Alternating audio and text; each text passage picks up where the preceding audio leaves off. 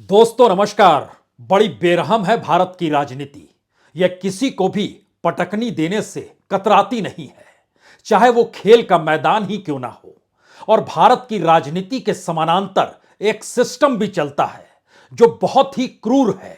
इसमें कितना वक्त मिल जाए न्याय के लिए कोई नहीं जानता है।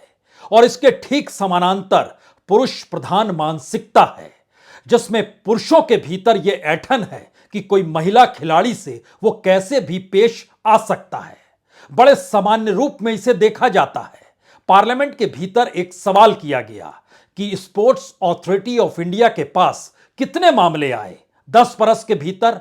और बड़े गर्व के साथ इस देश के खेल मंत्री ने बताया कि दरअसल 49 मामले आए हैं, उसमें से 19 मामले अभी भी पेंडिंग पड़े हैं।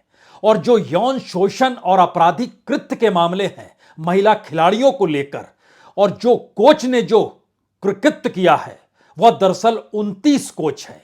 अलग अलग क्षेत्र, अलग अलग खेल, अलग अलग राज्य, और इन परिस्थितियों के बीच शिकायत आती है। सजा किसे मिलती है? क्या इस दौर में किसी महिला एथलीट ने खुदकुशी तो नहीं की? और अगर खुदकुशी कर ली तो फिर खुदकुशी की स्थिति तक वो पहुंच कैसे गई? कोई संस्थान काम क्यों नहीं कर रहा था? क्या किसी ने एफआईआर कराई? एफआईआर कराने के बाद क्या गिरफ्तारी हुई? गिरफ्तारी होने के बाद क्या सजा मिली? मुश्किल सवाल है। गिरफ्तारी तक तो ठीक है, लेकिन सजा नहीं मिली।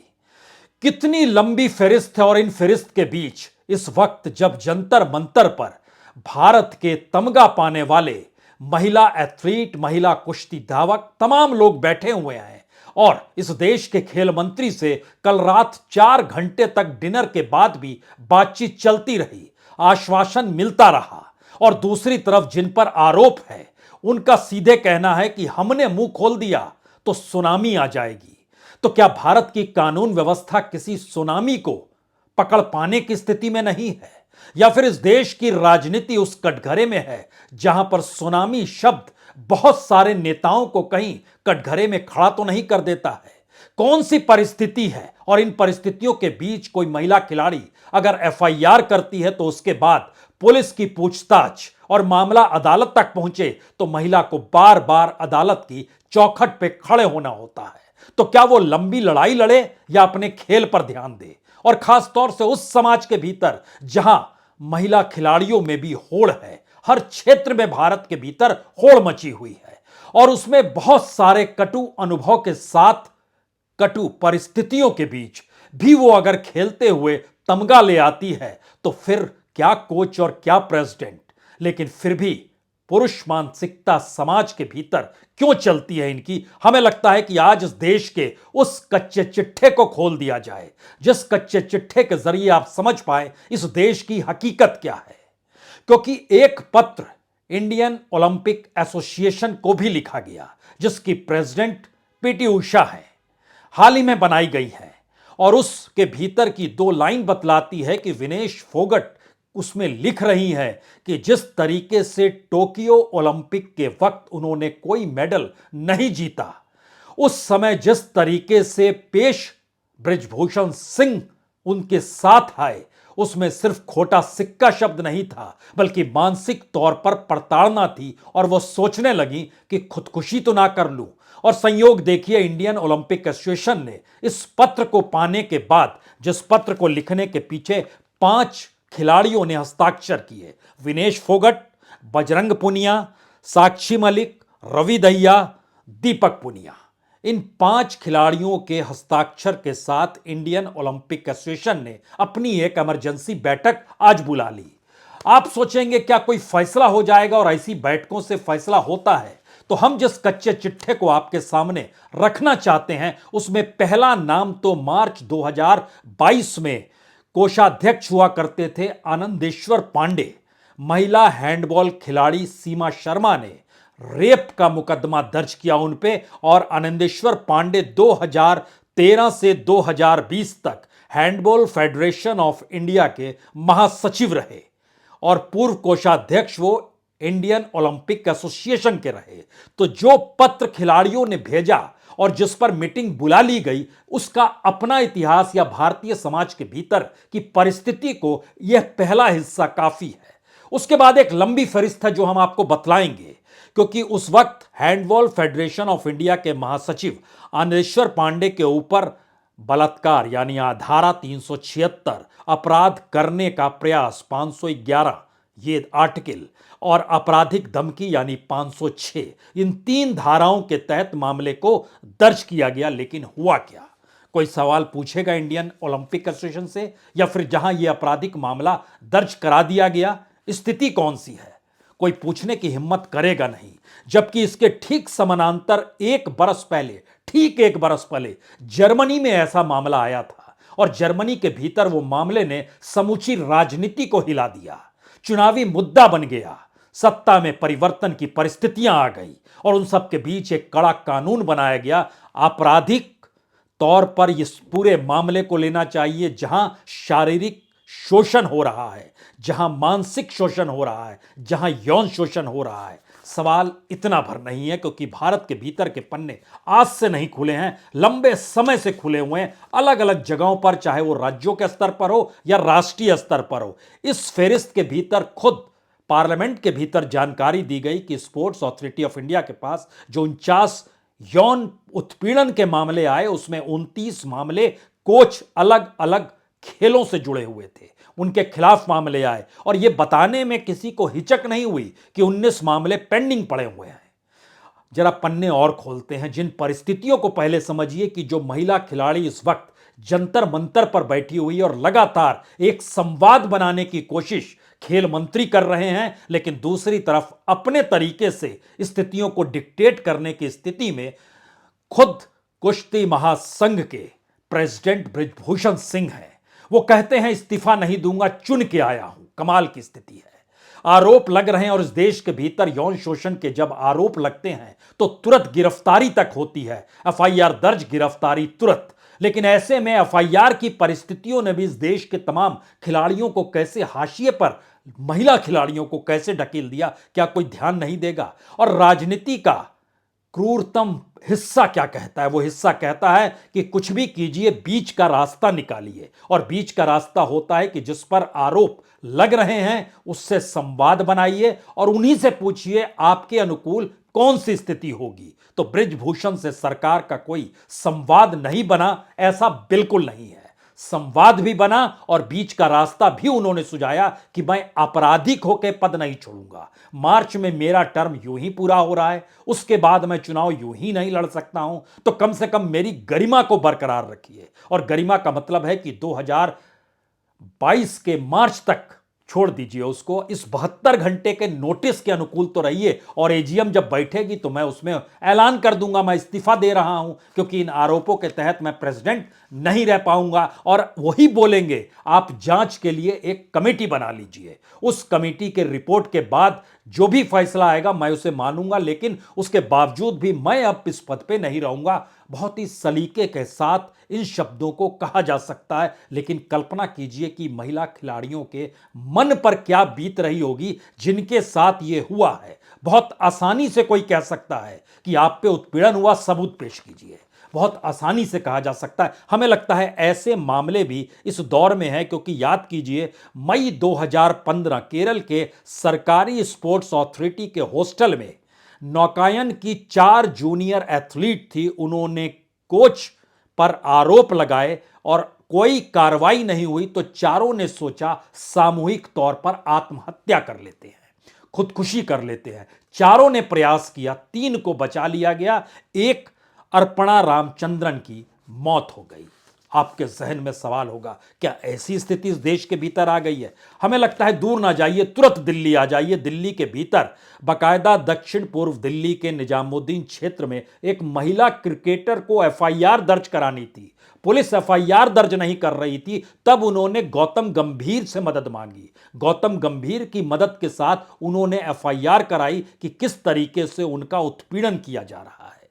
इस परिस्थिति में भारत के भीतर खेल और महिला खिलाड़ी और आगे चलिए। सितंबर 2014 महिला जिम्नास्ट कोच हुआ करते थे मनोज राणा और उनके साथी जिम्नास्ट थे चंदन पाठक। दिल्ली के इंदिरा गांधी खेल परिसर शिविर में अभद्र टिप्पणी, तमाम तरह से उत्पीड़न, उसके बाद केस दर्ज कराया गया और राणा को गिरफ्तार किया गया, लेकिन सजा मत पूछिए। इसका जिक्र हम बाद में करेंगे कि होता क्या है। मार्च 2000 और पहले चले जाइए। इस देश के भीतर ऐसा नहीं है कि इस कालखंड में हो रहा है। महिलाएं अगर 10-10 बरस तक चुप रहती हैं और आज निकल कर आई है, तो जब तक आप उन्हें यह पनाह और भरोसा नहीं देंगे कि दरअसल आप सुरक्षित हैं, तब तक वो कैसे पहल करेगी।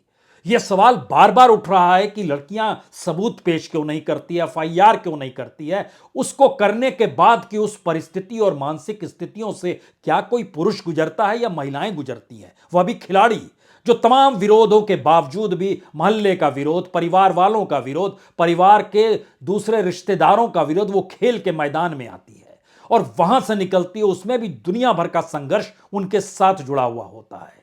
ऐसा नहीं है उनको घरेलू कामकाज से मुक्ति मिल जाती है कि अब दिन भर वही करो, ऐसा नहीं होता है। उसके संघर्ष करने के समानांतर उसे जीना पड़ता है।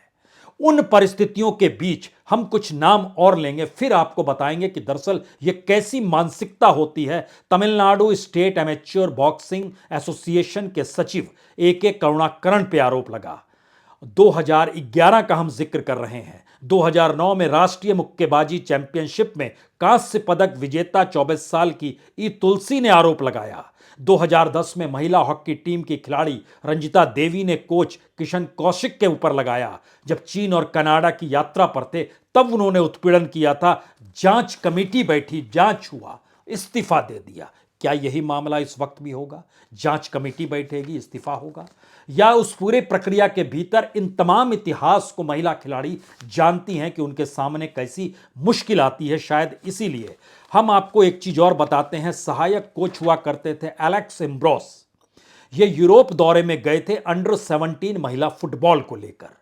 गंदे और भद्दे मैसेजेस भेजा करते थे।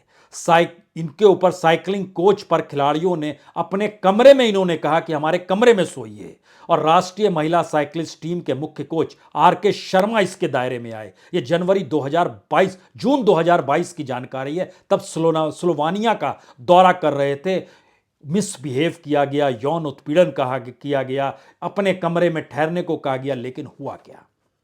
इसी प्रक्रिया में 7 साल पहले केरल के भीतर में एक जूनियर महिला एथलीट अपर्णा रामचंद्रन ने जब कोच के उत्पीड़न से परेशान हुई और उन्होंने तमाम जगहों पर शिकायत की, किसी ने शिकायत नहीं सुनी। सब ने कहा अरे ऐसा तो होता है।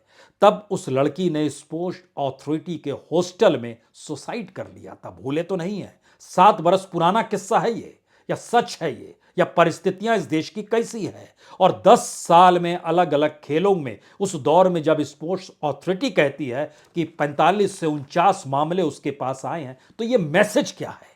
और इतना ही नहीं, हमें लगता है कि एक जिक्र यहां पर जरूर करना चाहिए। ये यौन उत्पीड़न को लेकर किस मानसिकता की परिस्थितियां होती हैं और लड़कियां उसे कैसे, क्योंकि एक लड़की ने बाकायदा इंटरव्यू दिया था। उस इंटरव्यू के बोल भी हम आपको बताएं तो जुलाई 2021 7 महिला एथलीटी ने, जो बास्केटबॉल कोच उस समय P नागराजन थे, कई वर्षों तक दुर्व्यवहार उत्पीड़न का आरोप लगाया।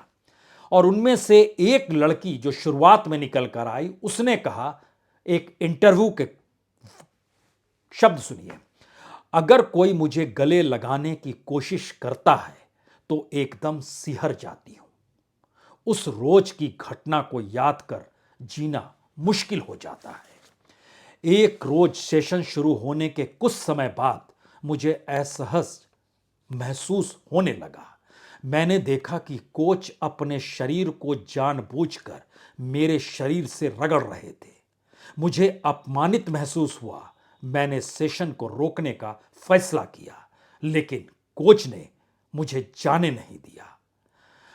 जब यह आरोप लगा, जब यह इंटरव्यू आया, तो उसके 2 महीने के बाद 6 लड़कियां और निकल कर आई। उन्होंने, उन एथलीट्स ने बताया कि किस तरीके से क्या हो रहा है। इसके फलस्वरूप 30 मई 2021 को गिरफ्तार किया गया। गिरफ्तारी के साथ कई सवाल थे, सजा हुई या नहीं हुई, कोई भी पूछेगा। और इन सवालों का जवाब आपको मौजूदा वक्त में इसलिए नहीं मिल रहा है क्योंकि राजनीति बीच का रास्ता खोज रही है। सिस्टम हमारा लुंज फुंज हो चला है। महिला के ऊपर पुरुष प्रधान समाज की मानसिकता लगातार रेंग रही है। और इन सब के भीतर जो अन्य खिलाड़ी होते हैं जिसको कहा लेकर जा रहा है कि दरअसल ये पूरा मामला हरियाणा वर्सेस यूपी बन जाए, या फिर इस दौर में खाप वर्सेस ठाकुर बन जाए, यानी जाट बनाम ठाकुर की स्थिति आ जाए और उसके भीतर तमाम सवाल उभरते चले जाएं, तो समझना यह भी होगा कि बजरंग पुनिया टोक्यो ओलंपिक में ब्रोंज जीता है जनाब, साक्षी मलिक रियो ओलंपिक में ब्रोंज जीता है, विनेश फोगाट इन्होंने एशियन गेम्स और कॉमनवेल्थ में गोल्ड जीता है, लेकिन प्रेसिडेंट ने कौन सा पदक जीता है या कोच किस पदक के आश्रय यहां तक पहुंचे हैं। इन तमाम परिस्थितियों के बीच हमें लगता है कि अब उस स्थिति पर गौर करना शुरू कीजिए जो कि इंडियन ओलंपिक संघ को जब पहलवानों का पत्र गया जिसमें इस बात का जिक्र किया गया कि खुदकुशी मैं कर लूं, उसमें लिखा जब टोक्यो ओलंपिक में विनेश फोगाट मेडल से चूक गई थी, जो पत्र भेजा गया है इंडियन ओलंपिक एसोसिएशन को, यानी मेडल जब नहीं मिला, तब कुश्ती संघ के अध्यक्ष ब्रिजभूषण शरण सिंह ने उन्हें मानसिक तौर पर इतना परेशान किया कि विनेश ने सुसाइड का मन बना लिया था। अब सवाल यह है कि लगातार बातचीत, 72 घंटे की नोटिस, आज फिर बातचीत, इन बातचीत के बाद एफआईआर का इंतजार, उसके बाद उस पूरी प्रक्रिया में एजीएम का इंतजार, जो बैठक होगी, इंडियन ओलंपिक एसोसिएशन कौन सा निर्णय लेती है इसका इंतजार। इस इंतजार के पीछे सुरक्षात्मक सोच नहीं है, महिलाओं की मानसिक परिस्थितियों को समझने की सोच नहीं है, खिलाड़ी के निर्मल मन में किस तरीके से एक सुरक्षा का भाव होना चाहिए यह भी नहीं है। और कल्पना करने की शुरुआत कीजिए इस दौर में जब अंतर्राष्ट्रीय तौर के खिलाड़ी इस मामले को उठा रहे हैं, तो ये बात अंतर्राष्ट्रीय तौर पर जा रही है और सवाल यह उठ रहा है कि क्या कोई लड़की घर से निकलेगी तो मां बाप क्या दिल पे पत्थर रखकर भेजेंगे। आज की तारीख में चाहे वो स्पोर्ट्स अथॉरिटी ऑफ इंडिया क्यों ना हो या अलग अलग खेलों को लेकर जो एक लंबी फरिस्त का हमने जिक्र किया, तमाम जगहों पर यही परिस्थिति है, क्योंकि सजा तक बात पहुंचती नहीं है। और अगर सजा हो भी जाए, आपके जहन में यह भी सवाल होना चाहिए कि कानून क्या कहता है। कानून कहता है कि यह सब कुछ पॉश एक्ट 2013 के तहत आता है, जिसमें वर्किंग प्लेस हो या कार्यस्थल हो, यहां पर अगर यौन उत्पीड़न होता है और उसमें जो अलग अलग अधिनियम 2013 के तहत बनाए गए हैं, उसमें स्पोर्ट्स इंस्टीट्यूट भी शामिल है, स्टेडियम भी शामिल है, खेल परिसर भी शामिल है, यानी कोई भी वेन्यू, आवासीय हो या प्रशिक्षण स्थल हो, जहां खेल से जुड़ी गतिविधि होती हो, वह भी क्यों ना हो, अगर उनसे जुड़ी हुई स्थिति में भी अभद्र भाषा, इशारा, सेक्सुअल कमेंट और इन सब को लेकर कोई इनकार कर दे लड़की, तो भेदभाव की धमकी, इसके लिए होना क्या चाहिए। बाकायदा कानून है, एक आंतरिक कमेटी बननी चाहिए, नहीं बनी। शिकायत कोई कैसे करे, आंतरिक कमेटी भी उसी शख्स को बनानी है, उसी के प्रस्ताव से बननी है जिस पर आरोप लग रहा है। और इन सब के बीच national sports development of India 2011 के मातहत है कि महिलाओं को सुरक्षा सुनिश्चित करने का काम है उसका, लेकिन कौन करेगा। फिर अगला सवाल, सारी चीजें हो जाएं तो क्या होगा। मैक्सिमम 2 साल की सजा, हां रेप की स्थिति में 7 साल की सजा है और उसको बढ़ाकर 10 साल किया जा सकता है, लेकिन यह पूरी की पूरी फरिस्त बतलाती है कि 2 साल की सजा और कुछ जुर्माना, यह भी हम लोग किसी कोच को नहीं दिला पाए। इस दौर में जो शिकायत होती चली जा रही थी और मामले पेंडिंग पड़े रह गए और हम बीच का रास्ता टटोल रहे हैं, बीच का रास्ता चाहते हैं, यानी एक ऐसी मानसिक प्रताड़ना को लगातार खिलाड़ी जी रहा है जिसके दायरे में उसे अपने आप को प्रशिक्षित करना है और अंतर्राष्ट्रीय खिलाड़ियों से 2-2 हाथ करने हैं, देश के लिए मेडल लाना है, तिरंगे को लहराना है, राष्ट्रगीत गोल्ड मिलने के बाद गाया जाता है, उसके सामने फक्र से सीना चौड़ा करके खड़े हो जाना है और इस देश को उस पर गर्व करना है। इस देश की राजनीतिक सत्ता भी तालियां बजाएंगी, वह भी भावुक हो जाएगी और फिर उसके बाद निमंत्रण देके पीठ भी ठोकी जाएगी। लेकिन इस पूरी प्रक्रिया में क्या किसी भी महिला खिलाड़ी का पूरा संघर्ष सिर्फ उसका अपना होता है और दूसरा कोई रास्ता इस दौर में नहीं बच पा रहा है, क्योंकि अगर 45 और 49 तक मामले हैं और उसमें भी आप कोई कार्रवाई इस रूप में नहीं कर पाते हैं कि सजा किसे मिले, गिरफ्तारी और उसके बाद रिहाई, यही परिस्थितियां इस देश का सच है जो मैक्सिमम तक गया है, तो जेल के शिक्षों के पीछे और किसी सजा का जिक्र कैसे होगा। राजनीति तो लंबे वक्त की चीज होती है जो लगातार चलती है। बरसों बरस तक चलती है। खिलाड़ी की तो एक उम्र होती है, फिर एक दूसरी नई पौध आ जाती है। और यह मैसेज अगर चला गया समाज के भीतर कि महिलाओं के साथ कैसे उत्पीड़न होता है, तो फिर वाकई इस देश के भीतर में लड़कियों के सामने संकट होगा। वह खेलने के लिए घर से निकले या ना निकले, अपना कैरियर खेल के लिए बनाए या ना बनाए। तो हो सकता है इस बीच के रास्ते को खोजते खोजते राजनीति चंद लड़कियों को भी खड़ा कर दे, और लड़कियों के खिलाफ लड़कियां ही खिलाड़ी आपको दिखाई भी देने लगे। तब आप कहेंगे नहीं नहीं, यह मामला ऐसा नहीं है जैसा दिखाई दे रहा है, यह कुछ और मामला है। और इस स्थिति में हमारा समाज दरअसल एक लाल कालीन बिछा लेगा आरोपों की फहरिस्त पर, और उसी जंतर मंतर पर जिसकी पहचान राजनीति की रही है, वहां पर अपने अपने संघर्षों को जीने वाले लोग पहुंचते जरूर हैं, लेकिन इस देश की राजनीति को पटकनी देने की स्थिति में कोई आ नहीं पाता है। और वह भी कुश्ती का खिलाड़ी भी राजनीति को पटकनी नहीं दे सकता है। यह मैसेज तमाम बैठकों के साथ लगातार निकल रहा है। इसको बोलते वक्त हो सकता है किसी का गला रुंध जाए, किसी की घिघी बन जाए, लेकिन कल्पना कीजिए भारत के भीतर में खिलाड़ी, वह भी महिला खिलाड़ी और पुरुष कोच, और उस पूरे भीतर में प्रतिष्ठान और स्पोर्ट्स अथॉरिटी ऑफ इंडिया और तमाम खेल संघ, उनके कोच, उसकी पूरी फहरिस्त इस देश के सामने पड़ी है। कौन एक पन्ने पर कालिक पोत दे और कौन कहे कि यह दोषी है, क्योंकि इसके बाद की परिस्थितियां तो कमोवेश हर खेल के भीतर समा जाएगी। हर जगह से जब आवाज आने लगेगी तो थामेगा कौन? राजनीति पटकनी देने को तैयार है। आप और हम दोनों सचेत रहें तो ठीक है। बहुत बहुत शुक्रिया, बहुत बहुत शुक्रिया।